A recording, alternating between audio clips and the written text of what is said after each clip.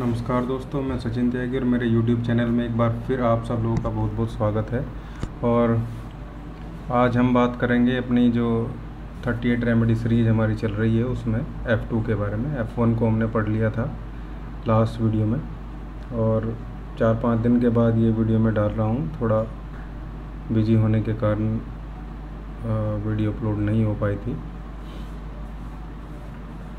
तो F2 जो है एक तरीके से अगर देखा जाए तो जैसे हम लोग यूज़ करते हैं कि ये F1 का एक्सटर्नल प्रारूप है, लेकिन ऐसा नहीं है। अगर कहीं F1 इंटरनली फेल हो रही है तो आप F2 दे सकते हैं।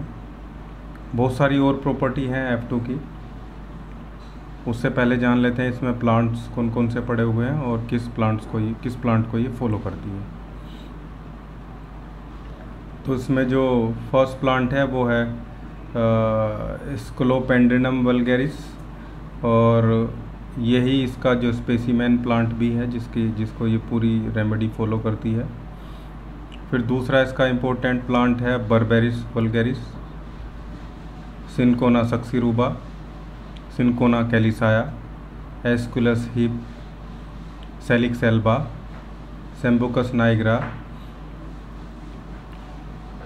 और सर्टेरिया स्लेंडिका और एरिथ्रेका सेंटोरिनम।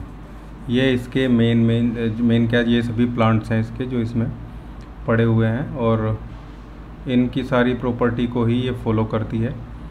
1 बाय 1 अगर हम सारे प्लांट्स को देख लें, सारे प्लांट्स को समझ लें, तो हमें F2 का जो पूरा वर्किंग प्रोसीजर है वो सब क्लियरली समझ में आ जाएगा। और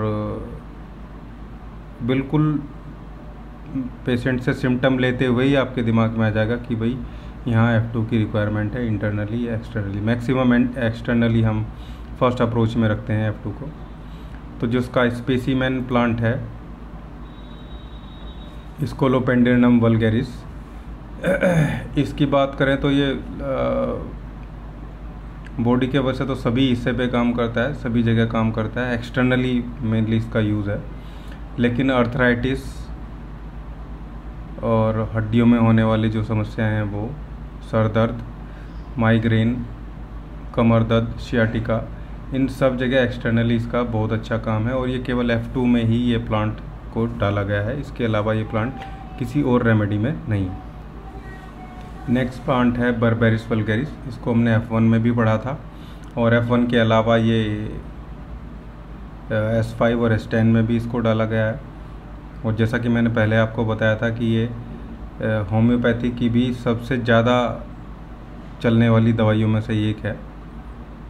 पथरी में, अर्थराइटिस में और पेन में, जो इधर उधर जगह बदलता रहता है वो वाले पेन, और हाथ लगाने से जिन पेन की तकलीफ़ बढ़ जाती है, जॉइंट्स बहुत गर्म महसूस देता है। इसके अलावा पथरी में भी, हालांकि वहाँ F1 को देंगे ज़्यादा अच्छा है, लेकिन इसको एक्सटर्नली आप लगा सकते हैं पथरी के दर्द में। पथरी का दर्द हो रहा है, मैंने F1 में भी कॉम्बिनेशन बताया था आपको, इससे पहले मैंने S5 में भी इसको बताया था।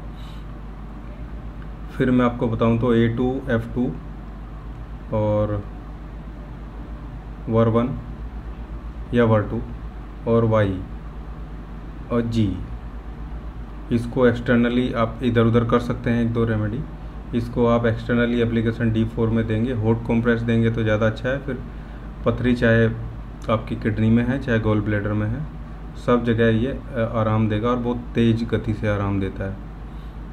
इंजेक्शन से भी फास्ट काम करता है ये कॉम्प्रेस हमारा इलेक्ट्रोहोम्योपैथी का। तो ये देखना है, डिस्क्रिप्शन में डाल दूंगा मैं ये फार्मूला आपको देखने के लिए। तो बर्बेरिस वल्गैरिस ये प्लांट है, और ये मेन प्लांट्स में से एक है हमारी इलेक्ट्रोहोम्योपैथी में भी और होम्योपैथी में भी। नेक्स्ट प्लांट है एस्कुलस, और एस्कुलस हिपोक्रेटिनम को देखा जाए तो F1 में भी है, ये F1 में भी हमने पढ़ा था, S10 में भी है। और मोस्टली जो वेनस सिस्टम है उस पर बहुत बड़ा इफेक्ट इस प्लांट का हमें देखने को मिलता है। या ये कहें कि खासकर जो लोअर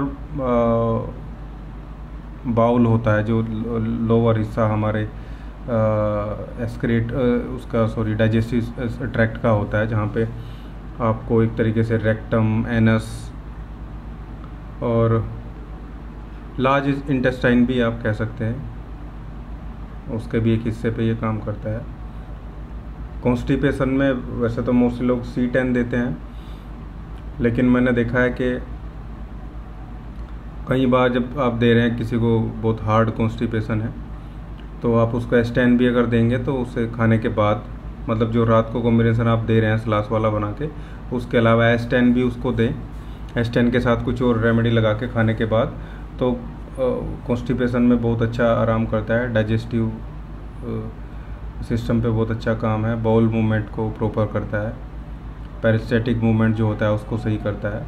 लेकिन फ़िलहाल हम क्योंकि F2 के प्रोस्पेक्ट में इसकी बात कर रहे हैं, तो यहाँ पे ये समझो कि वेरिकोज वेन, हेमोरेड्स, पाइल्स जो आपके हैं, उन सब जगह इसको एक्सटर्नली आप अप्लाई करेंगे तो पेन में बहुत तेज़ रिलीफ करता है। बिल्कुल काटने जैसा दर्द जब किसी को एनस में होता है पाइल्स की वजह से, हेमोरेड्स की वजह से, तो वहाँ पे आप F2 का एप्लीकेशन करेंगे A2F2 के साथ, और दूसरी रेमेडी लगा के देंगे, ब्लडिंग वर2 लगा देंगे उसके, क्योंकि वर1 अगर ब्लीडिंग है तो फिर समस्या आएगी। वर2 लगा देंगे वहाँ पे। Y, G, B में से जो आपको लगता है, ब्लीडिंग है तो B, नहीं है तो G, मोस्टली G का यूज़ करते हैं।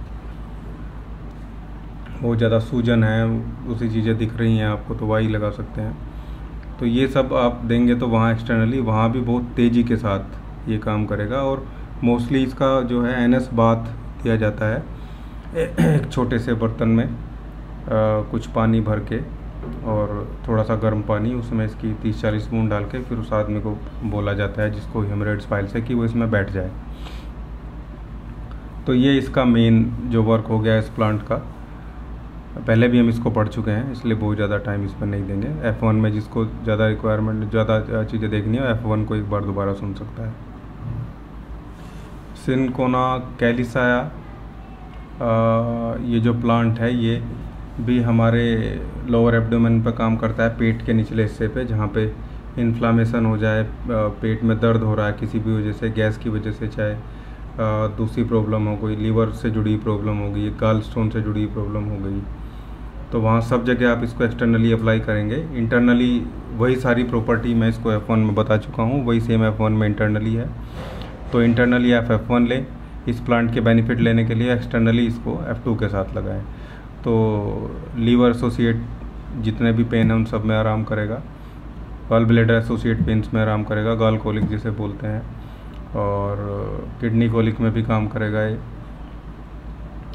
इसके अलावा जॉन्डिस में इसका हॉट कॉम्प्रेस अगर दिया जाए S5, A2F2, S5 और वर1Y के साथ में, तो बहुत जल्दी वहाँ पे ये लीवर के स्ट्रक्चर पे काम करता है, उसकी जुड़ी जो मसल्स हैं उनको स्मूथ करता है, उनको रिलैक्सेशन देता है। क्योंकि जो F2 है, पूरा का पूरा F2 का अगर हम गुण देखें, जो मैं बताऊंगा भी आगे आपको, तो मसल रिलैक्सेंट के रूप में देखा जाता है।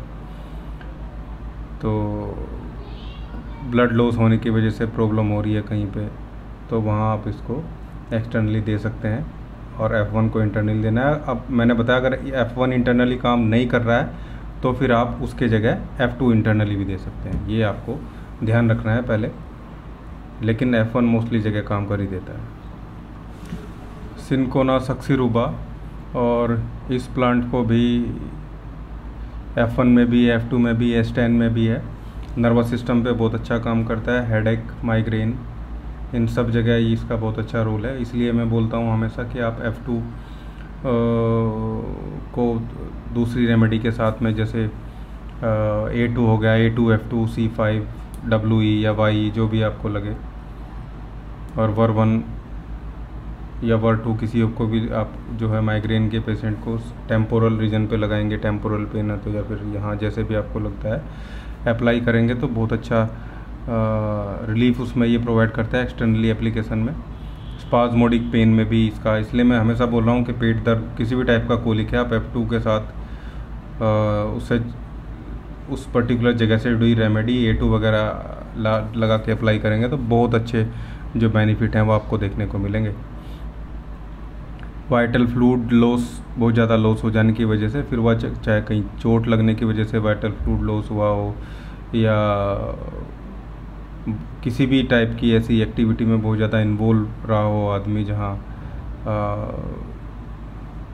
एक्सेसिव कोई चीज़ हो रही है खासकर लिक्विड के रूप में वो, तो वहाँ सब जगह ये काम करेगी। गैस में रिलीव करती है एक्सटर्नली, इंटरनली तो F1 आप देंगे ही। S10 भी आपको देना है, गैस के हर पेशेंट को S10 आपको देना ही होगा खाने के बाद में, खाने के आधे घंटा बाद में। S10, F1, Ver1, Y, बाकी और आपको जो लगता है कि उससे रिलेटेड आप चीज़ दे सकते हो, उसमें C ग्रुप भी कोई मिला सकते हैं। तो ये इस वाले प्लांट का काम हुआ। सिनकोना सक्सीरुबा, सिनकोना कैलिसाया, सिनकोना सक्सीरुबा, ये दोनों एक ही फैमिली है।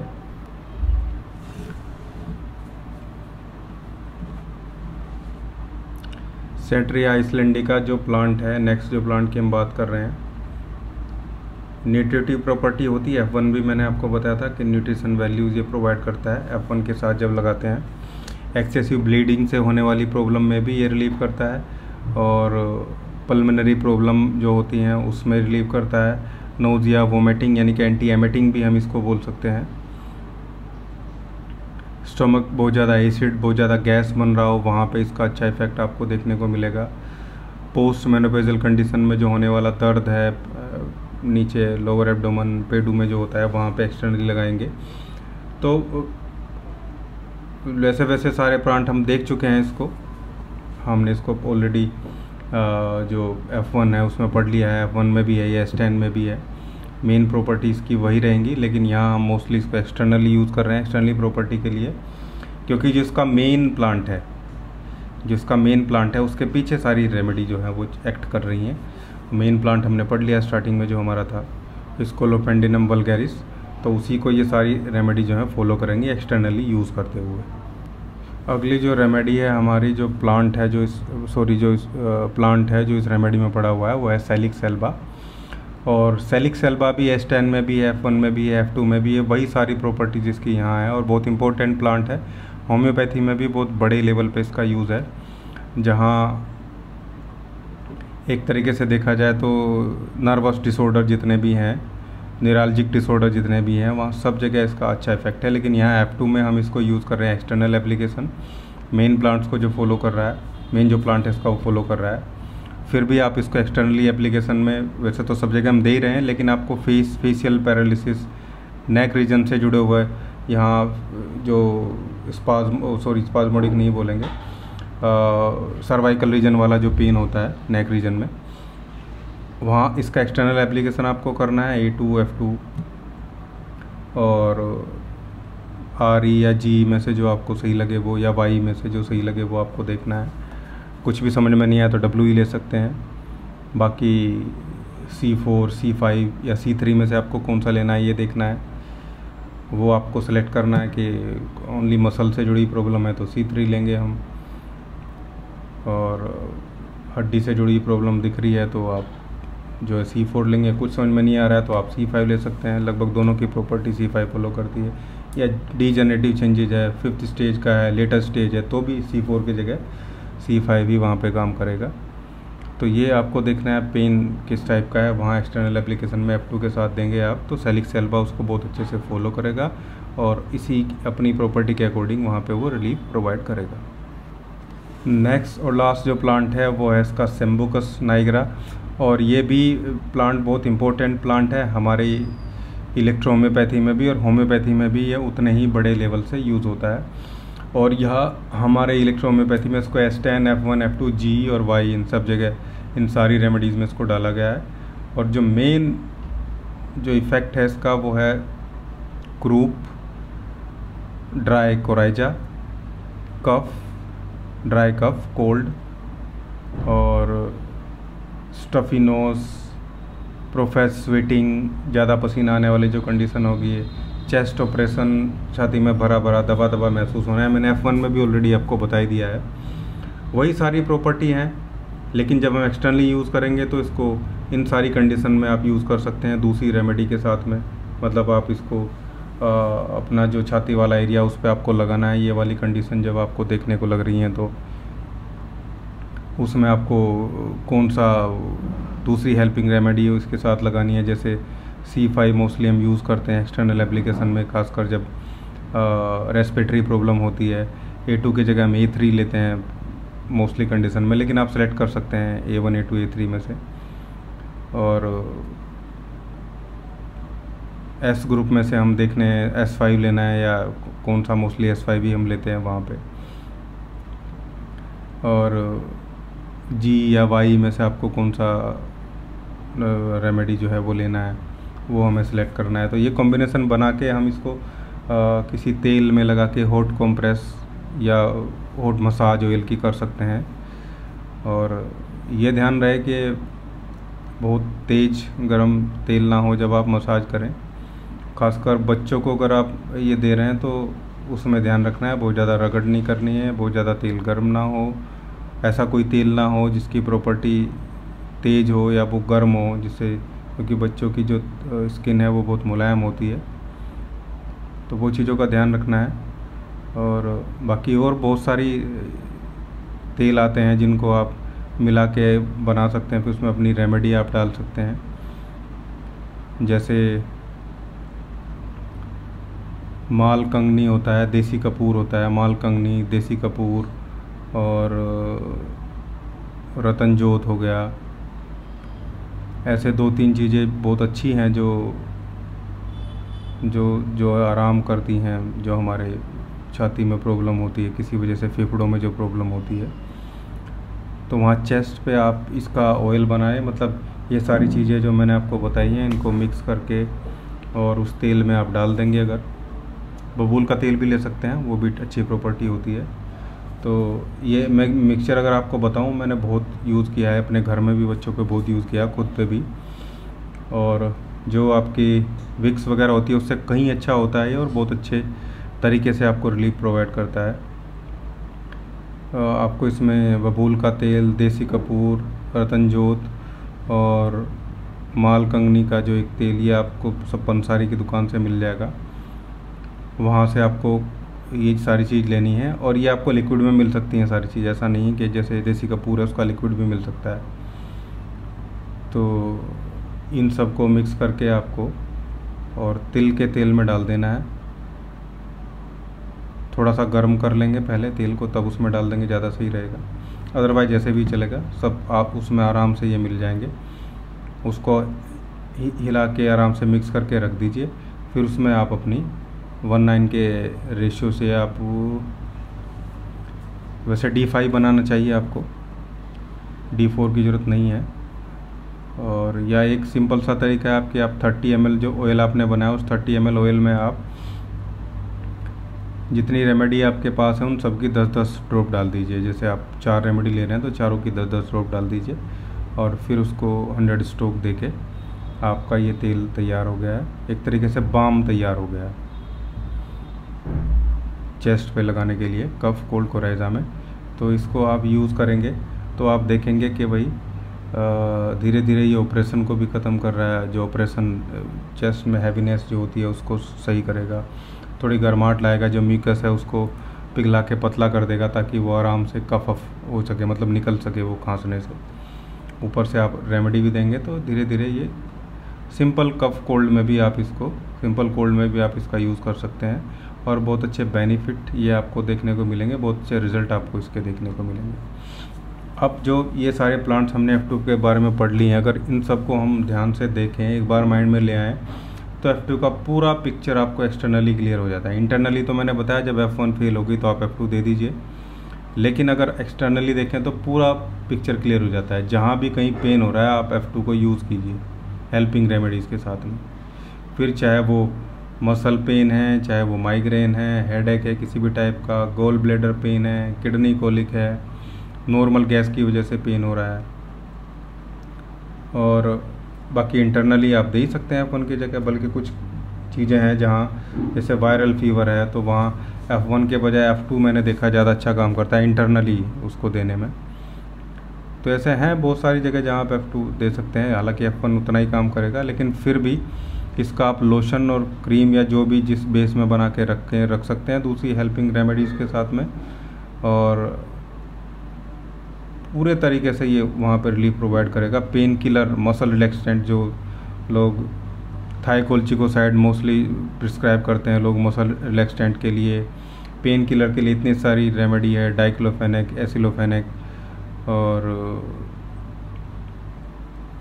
ट्रामाडोल, वो सब आप इंटरनल के साथ हमारे एक्सटर्नल एप्लीकेशन लगाएंगे तो उनसे तेज़ ये काम करती हैं।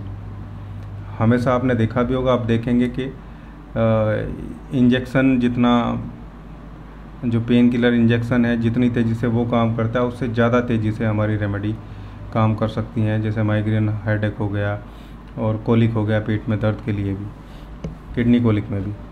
तो ये पूरी की पूरी जो प्रॉपर्टी है अपने F2 की, वो हमें देखनी है,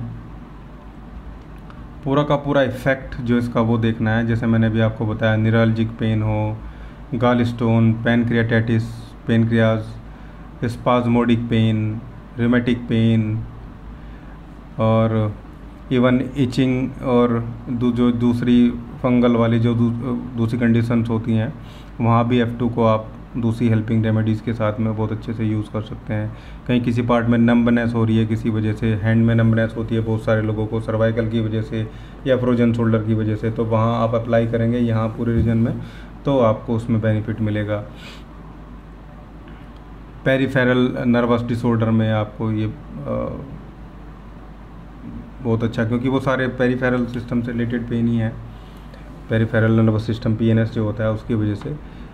इवन CNS, PNS, पूरे स्पाइनल कोड, सब जगह ये काम करती है एक्सटर्नली इसको देने पे, और बहुत अच्छे से आप इसके रिजल्ट ले सकते हैं। लेकिन ध्यान आपको रखना है कि इसके साथ हेल्पिंग रेमेडी आपको क्या लगानी है, क्योंकि यहाँ इलेक्ट्रोहोम्योपैथी में हमें, जैसे हमारा हर एक रेमेडी में एक स्पेसिमेन प्लांट है, मेन प्लांट, जिसके पीछे पूरी रेमेडी चलती है, वैसे ही जब आप फॉर्मूला बनाते हैं आप इलेक्ट्रोहोम्योपैथी का, तो वहाँ आपको एक मेन रेमेडी सेलेक्ट करनी होती है, उसके पीछे फिर आपकी दूसरी हेल्पिंग रेमेडीज़ को रिलीव करते हुए चलती हैं।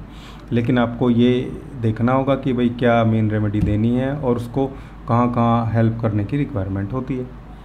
जैसे गोल ब्लैडर पेन आपको हो रहा है तो आपको एक्सटर्नली लगाना है, तो आप देखिए क्या क्या लगाना है।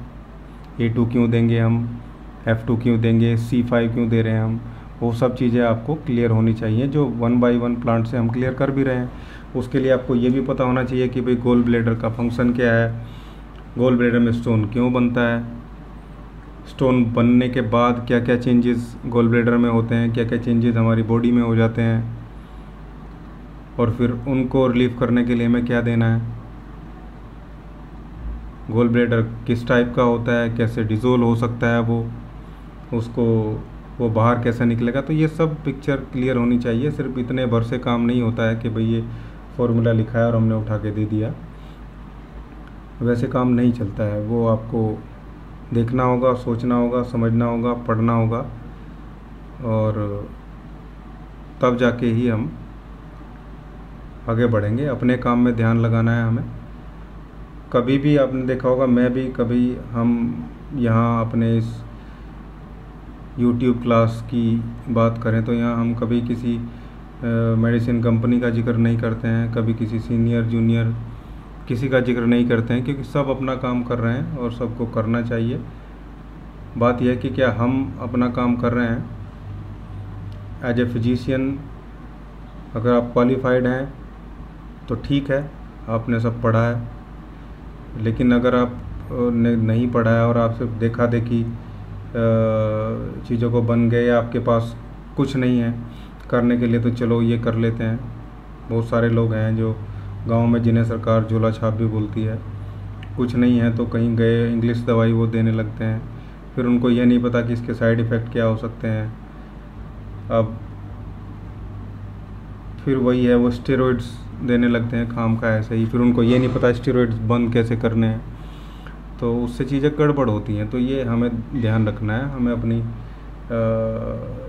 जो लोग सही हैं, जो जानते हैं, वो बहुत अच्छी बात है। जिन लोगों को जो नहीं जान रहे, जिनको प्रॉब्लम है, वो पढ़िए और पढ़िए। और मुझे लगता है कि अगर आपको जानने सोचने समझने में प्रॉब्लम है तो आपको कम से कम 2 से 3 घंटे रोज़ पढ़ने की रिक्वायरमेंट है, नहीं तो आप बिल्कुल अन्याय कर रहे हैं अपने साथ भी और जिन लोगों को आप दवाई दे रहे हैं उनके साथ भी। मेरी बात को अदरवाइज़ मत लेना प्लीज़।